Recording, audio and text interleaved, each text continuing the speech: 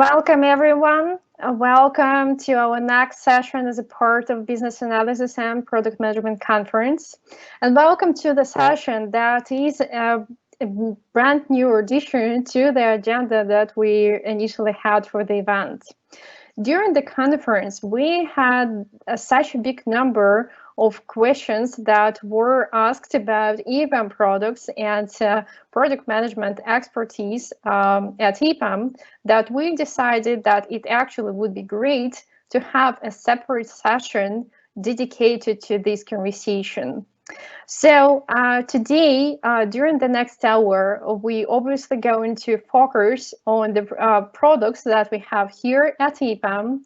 And for that, we have our next guest invited to this conversation, who's going to introduce themselves in a minute. But before that, let me go through some basic rules for our conversation that probably already familiar to you if you attended any other roundtable from the conference.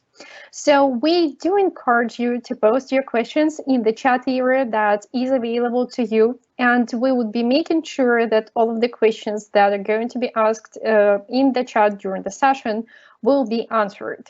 During the session itself, we will be focusing on those questions that will get the most votes. And after the session, we definitely going to follow up on each of those questions that will be posted. We do have a small contest going on through the entire conference for the best question, and the winner will get a prize. And with that, we are asking you to post those questions with your name on that and not to do that anonymously. And of course, we would like you to stay engaged through their entire conversation, so please post your questions at any point of time. So together with our dear experts, we are going to have myself, Irina Miranos, as a moderator for this session, and we also are going to have Roman Sakharov, who will be helping us to make this conversation more a live one. So with that, let me pass the word to our experts and ask them to introduce themselves as the participants of this session. Neil? Thank you, Irina. Happy to be here. I'm broadcasting from Boston, and welcome everyone for spending your Friday, whether it's the evening or the morning. So, just very quickly, I'm responsible for running a division at EPAM that builds software products in the area of people management.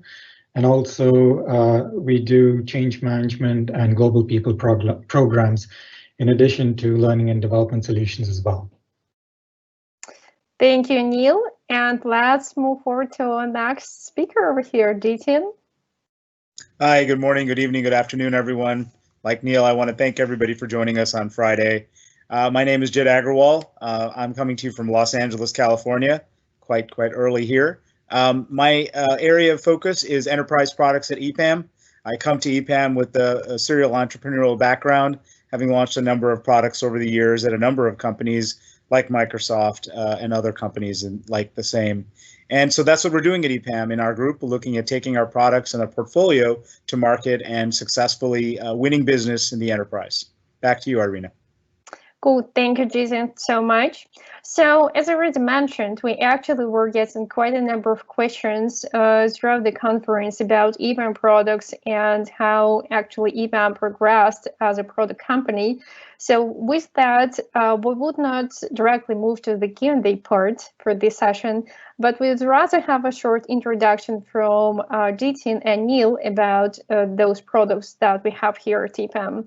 And Neil, let me pass the word to you, back to you, talking about EPAM digital platform. Great, thank you. So before I dive into the EPAM digital platform, let me give you some context about how it came to be and some history of EPAM as well. So we started way back as a company in 1993. We had a couple of hundred people, and we've grown over the years. So today we're like 35,000 people plus. And our history and legacy is deep in engineering, in building products for other companies. So it's not the pure outsourcing stuff like other companies did. We actually built products for other companies as well, so like end-to-end products. And then we kind of moved up the stack through technology services and so on. And right now we actually build platforms. And the way we kind of ended up building platforms is we built platforms for ourselves in three major areas. So we built it in the people area, in the education area, and also in the innovation area. And this experience has allowed us to actually help our customers to build platforms for them. And today, essentially, all the stuff that we have at EPAM, we've built it ourselves, and all of EPAM with 35,000+ users is using it.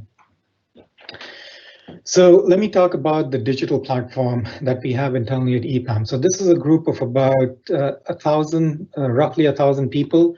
We have a multi-million-dollar annual budget, and it's actually divided into the following portfolios. We have the people technology portfolio. This is all the stuff that's around the employee life cycle. We have workforce management. So this is again how we manage talent, how we staff, and how we acquire talent as well. The next is around delivery management. So again, all the products that we develop internally, which help in our day-to-day delivery. The next one is around business solutions. So all our products, our own products and our third-party products that we maintain to help run our business from a finance, legal, and a sales perspective. And lastly, we have enterprise solutions. So this basically underpins all of the above and provides like a horizontal platform that ties everything together. So I'll be talking a bit more on the next slide about some digital platform principles, because I thought this is very important about how we think, because there's a lot of, I guess, misunderstanding about how EPAM is positioned on the market as we are purely like an outsourcing company. I want to change that perception because we build our own products, and of lately we've started making a business out of it as well. And Jitin will be talking about in more detail about this. So some of the principles that we follow, and the main one is security first. I think it's obvious, especially in today's world with everything that's happening. Every month I get an email from a monitoring service that my account has been hacked or some of my personal data is in the internet, on the dark web and stuff like that. So it's very important for us to make sure that our products that we build are secure. The next thing that's important for us is budget. So I mentioned we have a multi-million-dollar budget. It may sound a lot, but actually there is a lot more demand, and the supply is obviously very limited. So one way of addressing that is that be very transparent with the amount of money that we have across the portfolio. So all our delivery leads, they're able to see how much money we've allocated on an annual basis, how much they've spent so far, and so on. And it's a fixed budget. And we require the people in our portfolio to really think about this money as if it were their own and spend it like it was their own. So the next thing is about the mindset. And I think this is even more important. So Arkady, our CEO, has mentioned that even though EPAM is a public company, we actually think and act like a very big startup. And this mindset is actually prevalent in the digital platform as well. We are actually a pretty small startup, even though we have like a few thousand people. But again, the whole point of a startup is to be agile, to change very quickly to different market situations and so on. So for example, like we had a plan at the beginning of the year for what we'd be doing pretty much for like quarter over quarter for the rest of the year. And then COVID-19 happened. So obviously we had to react very quickly, and we were able to do that. We were able to change our plans. We were able to add new features that supported the existing turn the business was taking. Consulting mindset. Again, this is very important, that we need to understand that what are we doing? It's not just you come in and you code from like 9 to 5 and stuff like that. You really need to understand what is the problem that you're solving? What is the business problem that's around it? And other things that are very kind of in line with the startup mindset, like doing more with less, failing fast. We've had like so many failures, I can talk about it all day. But it's also important to get things right the first time. And speed kills. So this is a favorite saying of Ark as well. Speed kills if you don't have it. Again, time to market is very important, especially in today's world when everything is changing. So the next thing in kind of how we work, the next couple of points that I'd like to address is, like we do like quarterly roadmap reviews, and we also use all of our own delivery monitoring systems like deliveryepam.epam.com. We have a very heavy emphasis on product analytics. So we use things like Google Analytics and I forgot the other one with the name. I was just talking about it today. So that's very important for us to really see how our products are being used, and again, figure out where can we get more bang for the buck. And of course, since we're a large team, sometimes it happens that some parallel teams are building the same component. We want to make sure that everybody communicates together. And most importantly, the other two things is that, as I've mentioned before, we started a line of business with all our products. So we do a lot of pre-sales work, but at the same time, EPAM continues to be client number one. And the last bit over here is about the infrastructure. So we actually want to make sure that all of the solutions are sitting in some sort of a cloud. Either it's our own private cloud or it's the commercial cloud, because previously we had some of our applications that were sitting in somebody's desk or something like that, and then we know that somebody tripped over the wire and the server was down. We wouldn't like to have those kind of things. Also, support needs to be enterprise grade. So we have a separate group that does support for all of our systems, which are like about 100 plus applications across the company.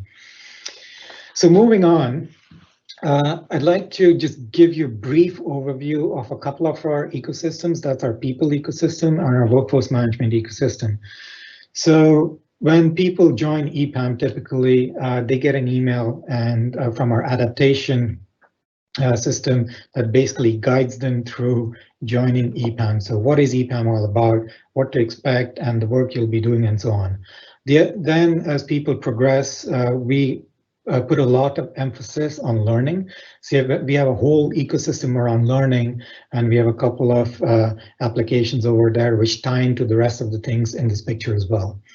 There's also the aspect of performance management. So we do continuous feedback, and we also assess people continuously.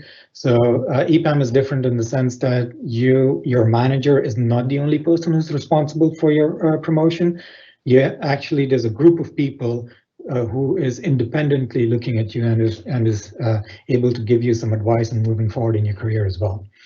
The next bit is about career development. Again, over here we have a group of applications that we've developed that help you to grow inside of EPAM, contribute to all kinds of different things that we do, and also find new opportunities inside of EPAM. So for example, I've been at EPAM this is my 21st year. So every year is like a new year for me because it's like I get a new job. So I don't need to look for anything else. The next thing is on rewards and recognition. Again, we have a suite of applications over here that have been developed again by ourselves, the digital platform, that cover compensation, recognition, which is heroes, and also all the benefits we have at the company. And then finally, since we are such a big company with 30 plus countries and 35 plus thousand people, we need to connect everyone. So the way we do it is, for example, this particular event is was hosted on Community Z. So that's actually events.epam.com. We have an internal news site that's info.epam.com that brings people together. On the workforce management side, we have again a suite of applications that interact with candidates and people inside the company as well. So for example, when you start interviewing with EPAM, we have an interview portal it's a web-based, video-based portal through which you do interviews with EPAM. We also can refer you to EPAM through invite, and then there's a whole talent selection process, basically how you get allocated to projects, how we look at people in general, what kind of skills you have, where best can we fit you on the next potential project, and so on. So that is basically our entire ecosystem. And the whole thing that ties this together is actually Telescope. So Telescope, I would say, is the crown jewel, and Jatin will be talking a bit more about that. But essentially, Telescope is the application that sits on top of everything. And the way I like to talk about it, it's a mix of LinkedIn, Google, and Facebook. So LinkedIn in the sense that you can find everything about a person that we know based on all the systems that we have inside the company.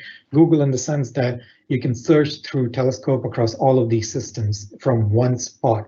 and Facebook in the sense that there's a wall, only an enterprise wall. So you can see everything that's happened with the person ever since they've joined with the company, all the projects they've worked on, all the badges they've got, recognition, all the feedback, and so on.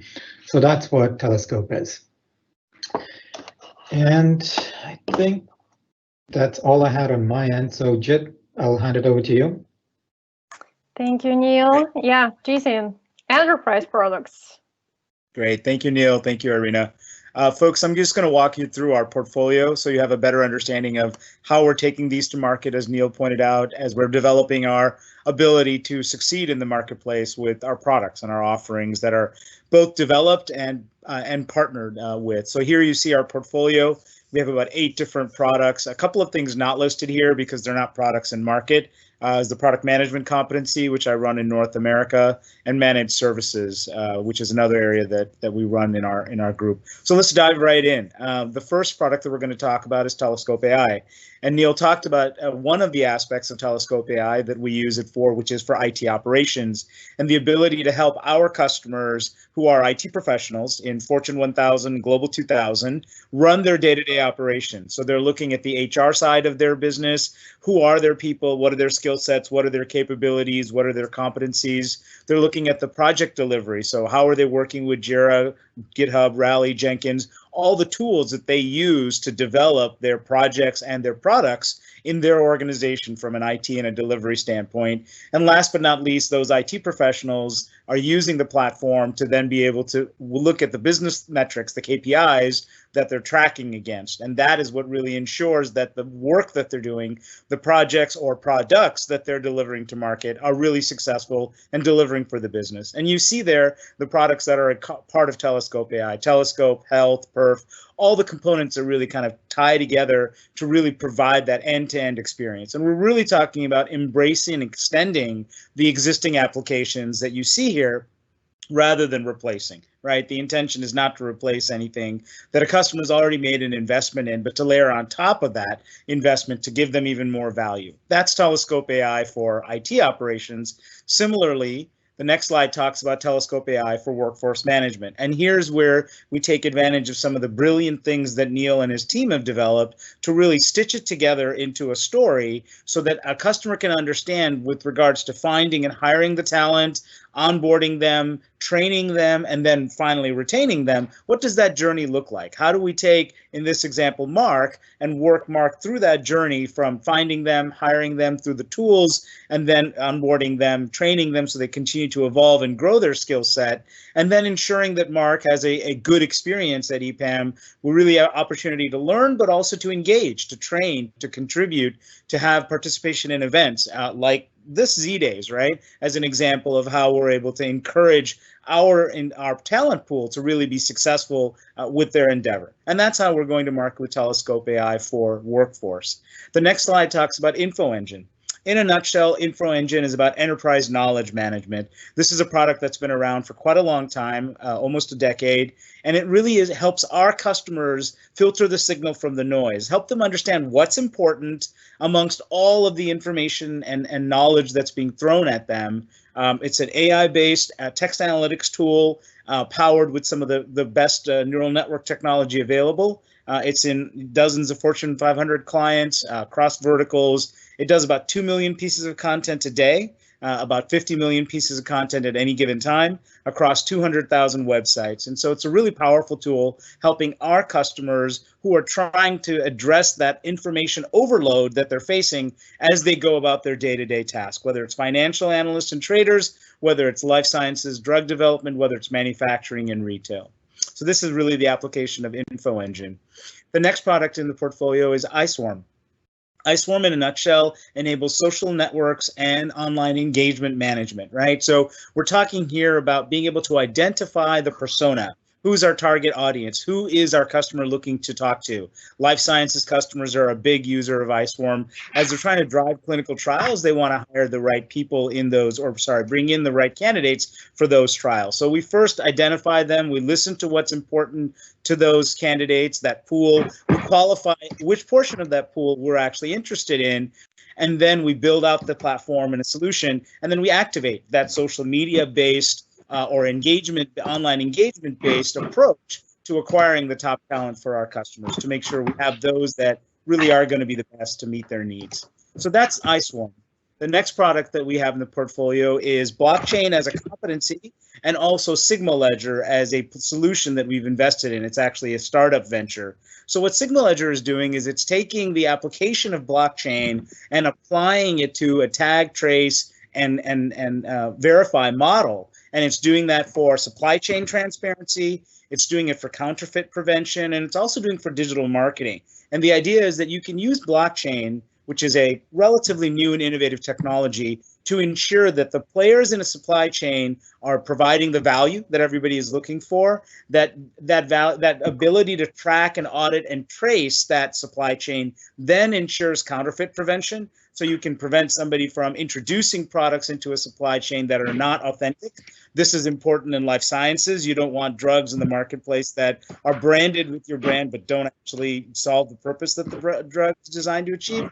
Or for luxury goods where you don't want counterfeit products. It's going to be very harmful to your brand and damage your business overall. And last but not least, the ability to have that connection with the customer end to end and anonymously gives you a powerful platform to do digital marketing. And that's exactly what the Sigma Ledger platform does, using, again, the blockchain technology. The next product in our portfolio is Solutions Hub. And Solutions Hub really gives a end-to-end experience of all of the products in our portfolio at EPAM, all that IP, whether it's openware, freeware, shareware, the accelerators that we might have developed to help our customers go to market, like Pling, the products that we've developed and funded, as well as third-party products and ventures that we've invested in, like Sigma Ledger. Solutions Hub provides a single source truth for all of those kinds of solutions at EPAM. It gives our customers the ability to understand all the power of EPAM and what really makes us unique and different, and how they can come to EPAM for that IP to really help them succeed, jumpstart that process. They don't have to start from scratch every single time. They're working from an open source library, and that's the next slide here. The Open Source Contributor Index talks about how we are one of the top contributors to open source. We've actually developed our own ranking system called OSCI that corroborates data from historical trends that shows EPAM is a top 20 contributor for open source and has been for a very long time. And uniquely, EPAM is one of the few service providers out there, the only service provider in the top 20. And that then means that we have a huge library of open source, which takes us to our last slide in this area, giving you a view as to the richness of our open source contributions. This is why EPAM is a top 20 open source contributor. Look at all of the projects, whether it's across industries, customers, projects that we've led, verticals like life sciences, automotive, or technology sets like big data and life sciences. So at the end of the day, there's a large group of open source projects at EPAM that are supported, funded, driven by customers, by the industry, by our own initiatives. And this then makes sure that EPAM is always at the cutting edge of technology adoption, and even the bleeding edge of some of those technology universes. And with that, I'm going to turn it back to you, Irina. Thank you, Jitin. And now let me remind everyone that we are accepting questions during the session. So please feel free to post those in the chat area. And let us start with a couple of the questions that we've prepared up front. Roma? Yeah, so hi guys, thank you Neil and Jit for such a great presentation, and actually quite interesting in terms of products, and like continuing diving more deeply into that direction. So how do you think EPAM products actually help EPAM to establish as a successful company as it is now? So definitely, like Neil, you've shown that we have a pretty like diverse like ecosystems of those products. So how do you see they really helped us to be so strong? So I think one way of looking at that is just as I'd mentioned on that slide, which showed the how many people we had in the beginning and how many we have today. So the legacy of EPAM is in product development. So basically, we're very different from all the companies that are out there, other similar IT service companies, because we started with product development. And that has helped us along the way to have a certain mindset of helping our customers and finding solutions for them instead of just building some stuff. And at the same time, we also realized that along the way, it's not enough to like just take the products that are on the market. So all the HR systems that are out there, or the delivery systems that are out there, it's important for us to build something for ourselves because we have complete control over it. And we think that is our special sauce. And that allows us to be very agile and react to all the stuff that's happening around us. And it's very evident in today's world. I'd like to add on top of it, if I can, Roman, for a second. Neil brings a very important point, and his team has brilliantly done one other thing, which is establish credibility for us in the marketplace. There's companies that can say, oh yeah, we can build this, we can do that, but there's very few companies that actually can show up with the goods and the products to testify to that capability. So there's one thing to say that you can build products, there's another thing to actually do it. And I think that EPAM, having built those solutions, the products that Neil and his team drive, shows that proof in the pudding and really helps just separate what our capabilities are at EPAM from perhaps what others might be able to do. Okay, thanks. Thanks, Neil and Jitin. Back to you, Rena. Thank you, Jitin. So, we already partially talked about that, and we've been talking about EPAM as a product company for the past several months, although it still might be brand new news to somebody. But still, since we announced that we do have products and we do develop products ourselves, do we see any increase in number of the products that EPAM introduced into the market today, and is this number growing? I think the short answer is yes. If you had asked me for that slide 2 years ago, I think there would have been 1, maybe 2 products on that slide. And today we're looking at 8, right? And more, right? More coming. More that Neil's team is developing, Dima Rozaronov's team is developing, others within EPAM are developing, and we're developing based on market input, right? Chris Mashad and some of the others earlier in the week were talking about that market input, that research that we do to really help drive that product development. So I think you could almost say that we've had a exponential leap in the number of products that we're developing and building into the market. And I don't think we're going to stop because we continue to see a need. We continue to see white space where we can help our customers. And that's really what it's all about. Developing products that help us run our business, which is where Neil and his team started, and helping our customers run and operate their businesses, which is really a lot of where our ideation and the product development came from.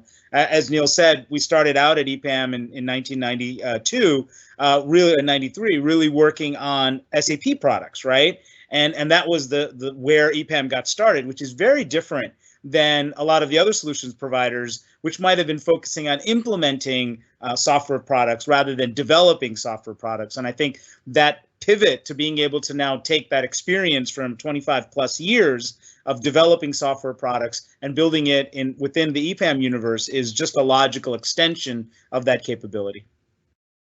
Thank you, Jason. Neil, anything you would like to add here?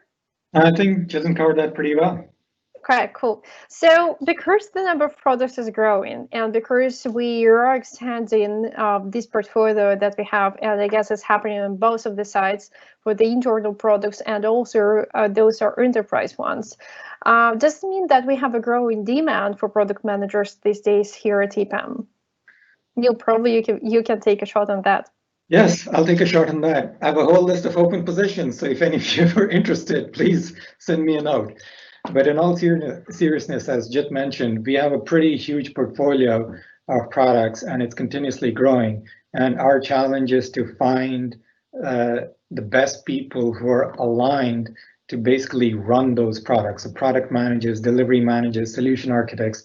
So we're looking at all kinds of people that will help us build these products, not only for ourselves, but also for our customers as well. Yeah, if I can add to that, Irina, obviously, since I'm one of the leaders of the product management practice, especially in North America, we are not only taking the ability and expanding the ability within EPAM for product management, we're also now helping our customers with that same capability from a product management perspective. So the increase in demand at product managers at EPAM, of course, is to help make our products stronger, better, faster, but it's also to help our customers make their products stronger, better, faster. So we have customers in life sciences in the East Coast, in financial services, and a number of other industries that we're partnering with, and even the software companies in Silicon Valley, where we're helping them with product management talent to be able to develop and grow the products that everybody on this call knows and uses all the time and may even be using right now. So at the end of the day, it's a technology set that we're able to help our customers with the technology, but now we're looking at the product side of it. So product management as a competency at EPAM has also exponentially exploded over the last quarter or 2 quarters. And Irina, as one of the key leaders of that competency worldwide, knows this as better than anyone, right? We have a huge explosion of open requirements, and Roma in the Europe is absolutely aware of that as well. So yes, we've had an exponential growth in product management, both internally and how we enable that for our customers externally.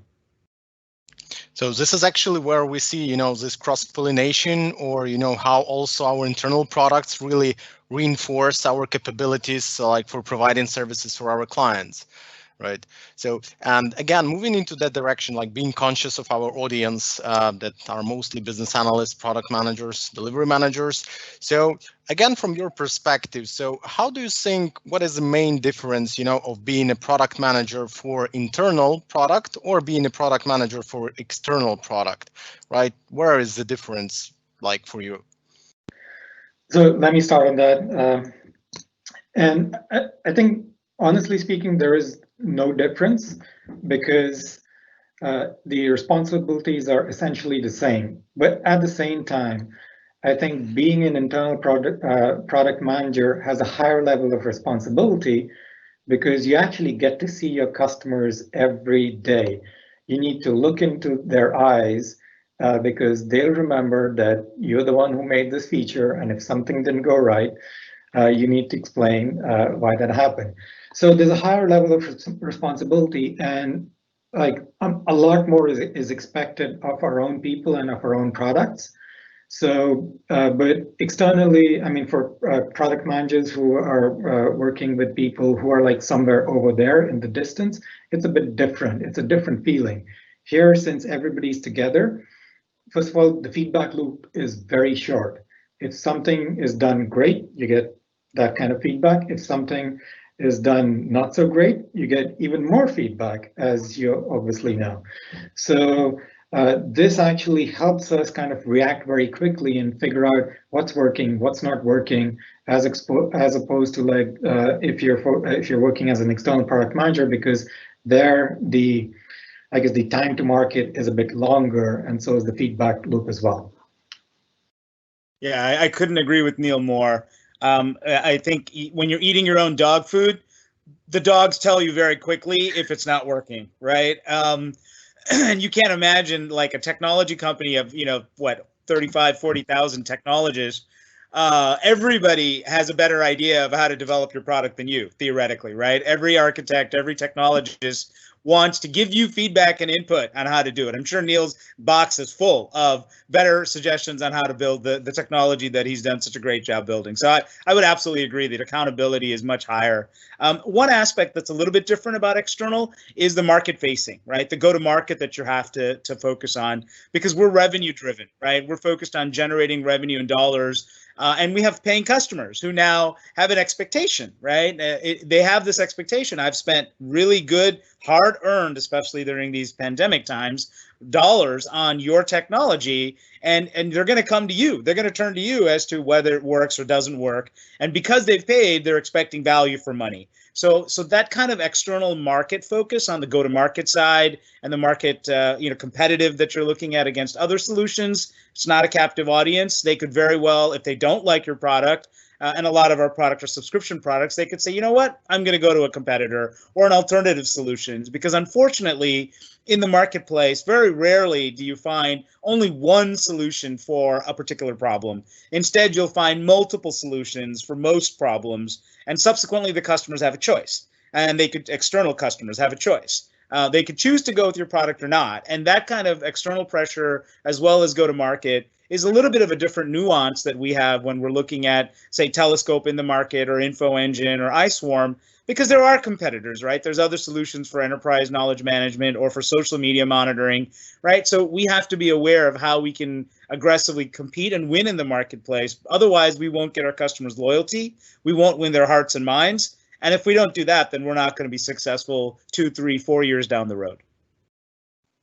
Cool. That's very deep insights, into how we're doing and whom we need actually for our enterprise products. And now with that, we actually had a number of questions that were previously asked during other sessions. What are the specifics of the product manager at EPAM versus a general product manager?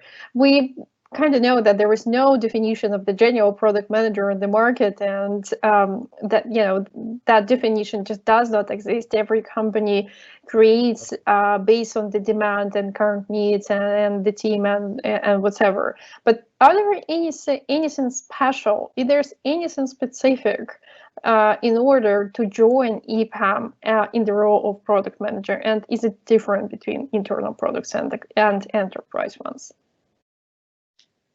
So Neil, do you want to start that?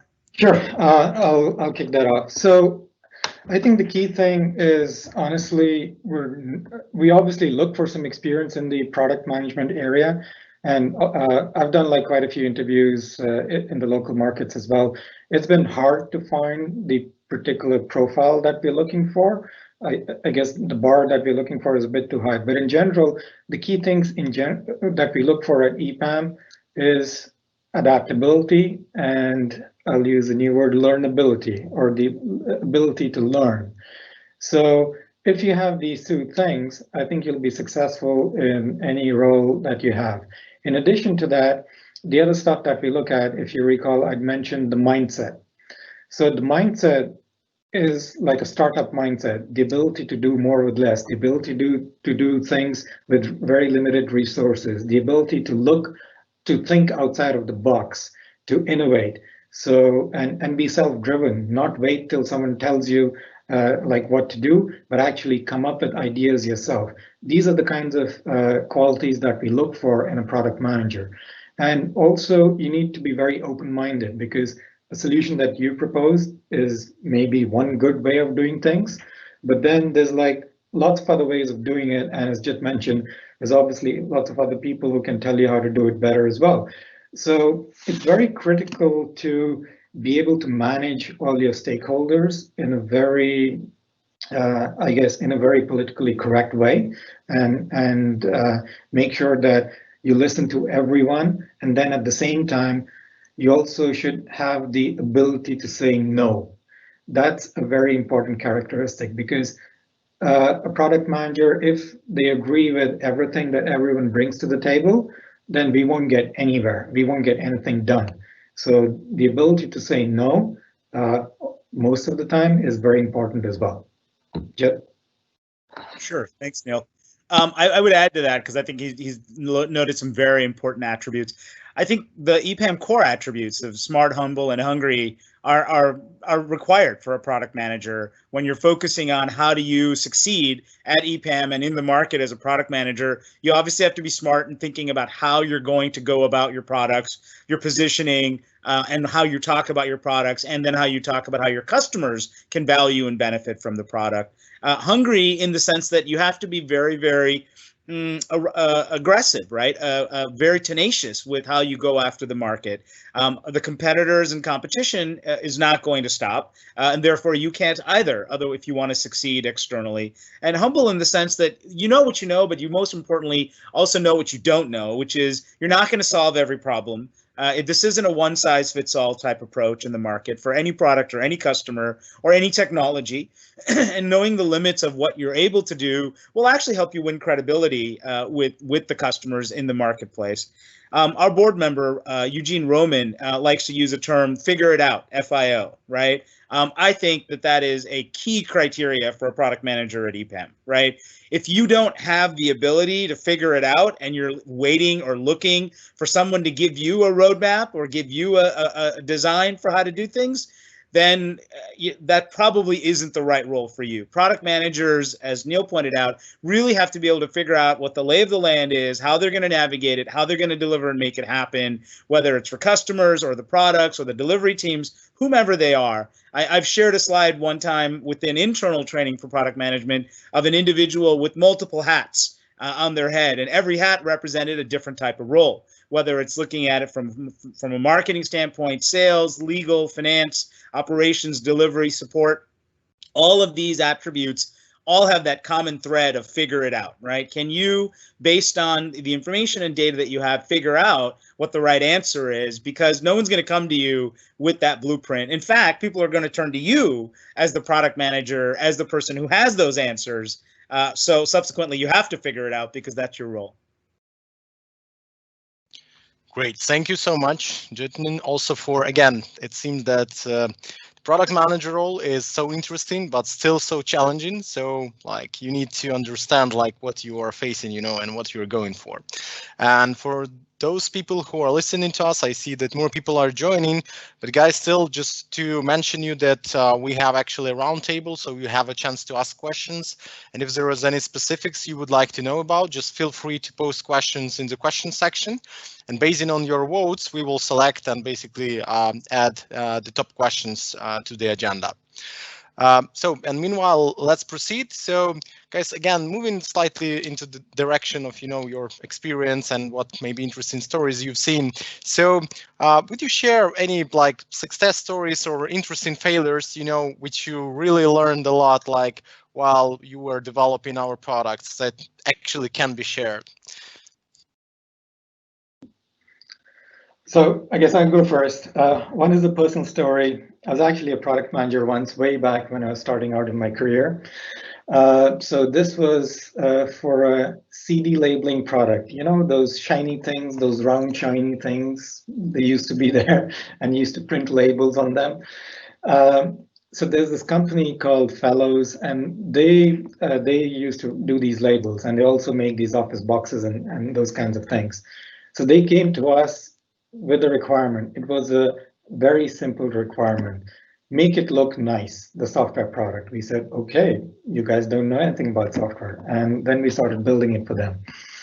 And this product was actually supposed to be sold in stores across the US, like Staples and stuff like that. And when we delivered to them on a CD, in those days you used to deliver it on a CD, the Gold Master, we delivered it to them, and then they printed like hundreds of thousands of these CDs. They put it in the boxes and stuff like that, and they shipped it to the stores. And then we started getting these support requests that the install isn't working. We figured out that the install shield, something was wrong with it on the Golden Master. And basically all these hundreds of thousands of CDs, they had to be reprinted all over again. So that was a big embarrassment, obviously. And I remember it was a different company I was working for at that time.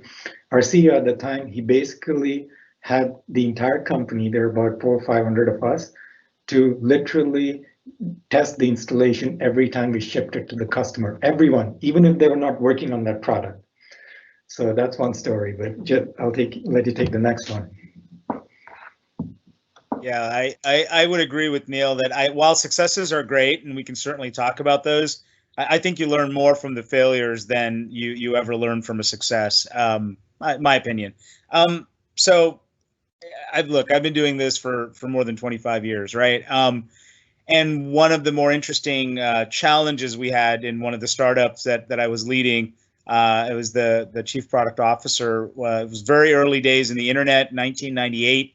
As you can imagine, I don't know what that means for you or where you might have been at that time in your life for the folks that are viewing. But regardless, we were out there with a product on the internet selling to IT professionals. So we were obviously targeting the early adopters, which is a good strategy. But at the same time, we were trying to target the senior leadership and the executives of IT. And I can tell you most assuredly back then, the executives thought that the internet IT executives thought the internet was a giant waste of time and a very, a time suck, not something that was a value add, because it was subtracting or taking away from their productivity of their IT talent, because now people were surfing the internet, whatever that was. And now they're not really doing their day job, which is working on IT solutions in the business. So we actually had a mismatch between our target audience, which was IT executives, and the customer base of those IT executives who felt like this was absolutely ridiculous. Why would anybody do this? Why would you use the internet for acquiring information. Nobody does that. It's just done for play. There's no business that's conducted on the internet. Remember, this is 1998, a lifetime ago, several lifetimes ago. And so what happened is when we went to the venture capitalists for money, we were able to raise our initial round because it was a great idea and concept. In principle, it didn't work out to be that way. So the second time that we went to do a raise proved extremely difficult to get that next 10 million. We did eventually get it, but the way we got it was by pivoting the business away from the IT executives and instead focusing on the IT delivery and execution, all the people that really were in the trenches doing the work, who needed that resources, who needed that information that was available on the internet. Contrary to the belief of the executives, they were actually getting work done by communicating with one another, accessing knowledge bases, and identifying solutions to the problems that they were facing that their peers in another company or another organization or another part of the world had faced and was able to solve. And that resulted in that venture then going on to sell to Gartner for almost $100 million, right? So your failures can then, if you pivot correctly, can actually lead to success. Again, it's a question of pivoting and finding the right pivot. We were lucky, we did. There are a lot of others where you're not as lucky and you don't. So that's an example. And Jitin, yeah, and doing your lessons learned. And Neil, you would like to add on a success story, right? Sure. So one of the things that we're really proud of is our compensation system. So we actually had an older version. I think it was built like probably in the early 2000s. And it was not really maintained for a long time. It was on its last legs. And we started to build the next generation of our compensation system. And I think the key thing that we managed to do is no one noticed how we essentially switched from the old system to the new system on the back end. So as you can imagine, this is the compensation system. We pay out like salaries every month to like tens of thousands of people. And the testament to our success was that everybody got paid on time and not even a single dollar was lost. And we moved over to the new system. So I think that was a big deal, and that's something we're still very proud of. And that is still the system in use so far, and still successful one. Right. Yeah. And so, much more user-friendly. Yeah, told Roma as a daily user of the system. Okay. So yeah, Neil, you kind of partially started answering that, but probably there can be even more insights from DT. So we've got a question in the chat post. It's, what would you consider the most successful product within the program so far? And how do you know this is the one? What's the criteria for understanding that? Sure. So it's different metrics determine success, right? One way of looking at success is the number of customers that you've driven. Another way of looking at success is the shift that you've driven in the marketplace, right? So depending on your metric of success, there are different products at EPAM that are more successful. And so, you know, I don't want to say that it does depend, but it does depend.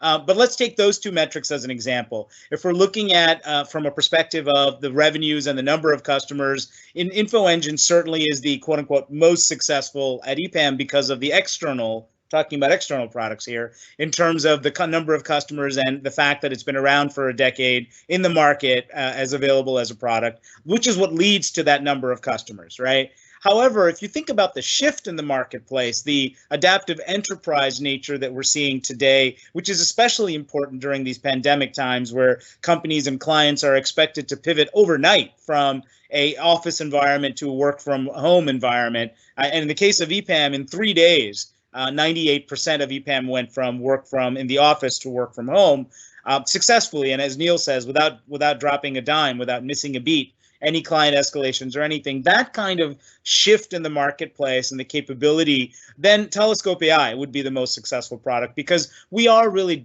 pivoting on that capability, really enabling and sharing with our customers the ability for EPAM to help them make this transformative leap to a technology, a company, an operating model that's very adaptive and takes advantage of the market shifts. Because right now we're dealing with the pandemic, and in the future it'll be something else, and the future after that it'll be something else, right? So at the end of the day, those kinds of market shifts are important, you have to have an adaptive enterprise that can respond to it, whether it's the internet, whether it's mobile, whether it's cloud, whether it's artificial reality or virtual reality or whatever it ends up being. Those pivots are coming. You have to be very adept and to be able to survive, and that's where Telescope AI comes in.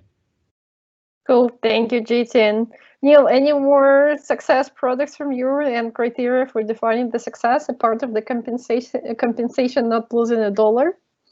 No, I think Jit covered it pretty well. So basically, if you look at all the stuff that we've built for ourselves, and if you ask, are we successful as a company?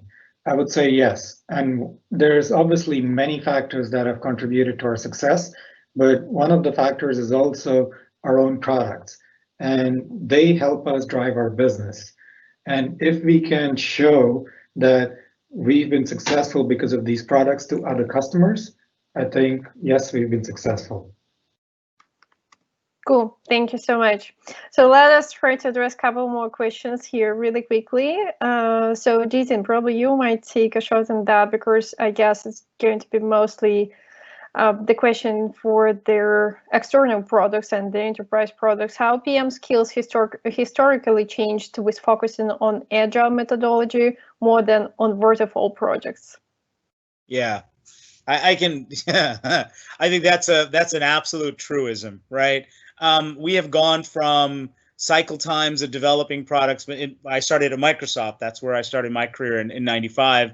And waterfall was it, folks. I mean, that's the way you develop products. You'd build it out, and I used to run BOMs, COGS, and SKUs, which is bill of materials, cost of goods sold, and stock keeping units for Microsoft. And I had that golden CD master that Neil was talking about. We had the production facility that would burn CDs. So been there, done that, lived it, right? And you go from that world where products are launched 24, 36 months on average, to today's world where products are launched within weeks, right? I mean, you're typically looking at 4 to 6 to 8 weeks for a product build and a version out there. InfoEngine has a monthly release cycle, right? So at the end of the day, when you go from a timeline of 24, 36 months in 95 to a timeline now of 6 to 8 weeks, obviously you have to change or adapt your methodology from these kinds of timeframes to these timeframes, right? The same thing is happening with our corporate IT, where they're now pivoting to products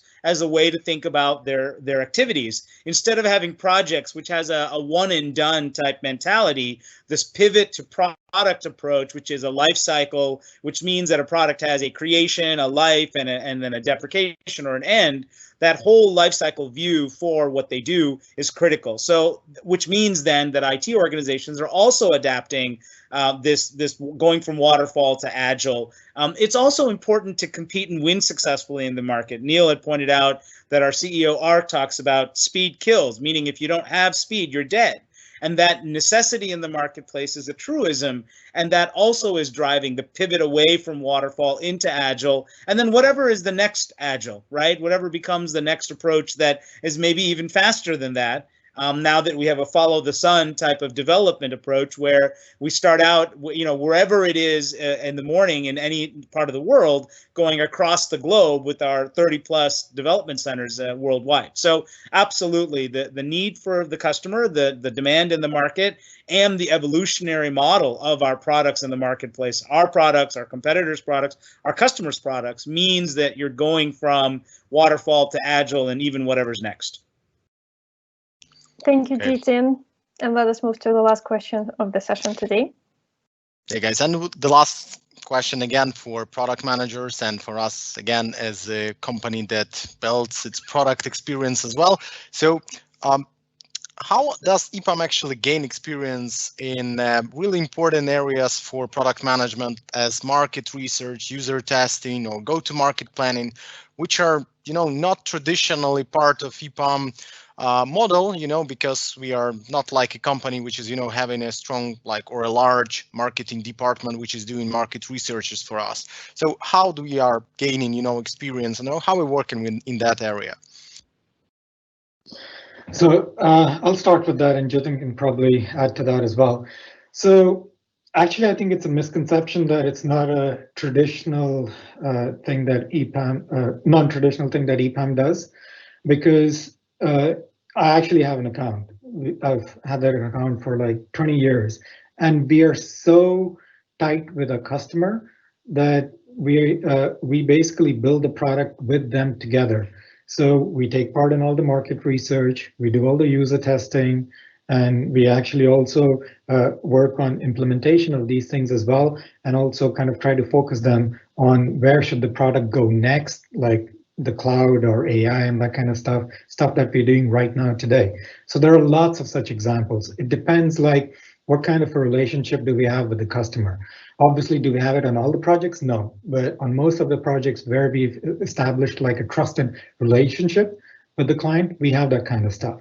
On the flip side, internally, we obviously do all these kinds of things. So any product that we develop, we look at the market that's out there. It's not that something we create in a vacuum. We want to make sure that we're building something that is world class as well. So we need to make sure who's out there, what are they doing, how are we positioning ourselves, that kind of things. User testing, we do that all the time.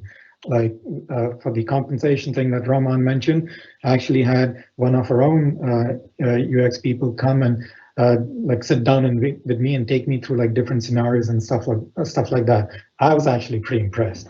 So we do these things. In terms of like marketing, it's actually interesting because our product managers, the ones who work internally, they're also focused on marketing because you need to sell this internally as well. So when we talk about like change management and product management and stuff like that, and there was a question earlier, like what is the role, what's the difference between an internal product manager and an external product manager? Actually, I just remember there's another very important one, because you get to see your product being used in real life and you get to kind of deploy it into the organization. So that's a big experience that you won't get probably with other organizations in that sense. So I think that's probably one of the key things that's a big differentiator, and that's the major experience you'll get in rolling out a product like across the entire company. So imagine taking a product and rolling it across like 30 different countries, different time zone, different languages, 40,000 users. It's crazy.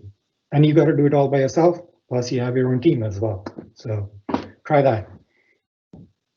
Yeah, and that's a great experience for an enterprise product manager, right? Which is like quite a specific like direction for development. Yeah, and Jitin?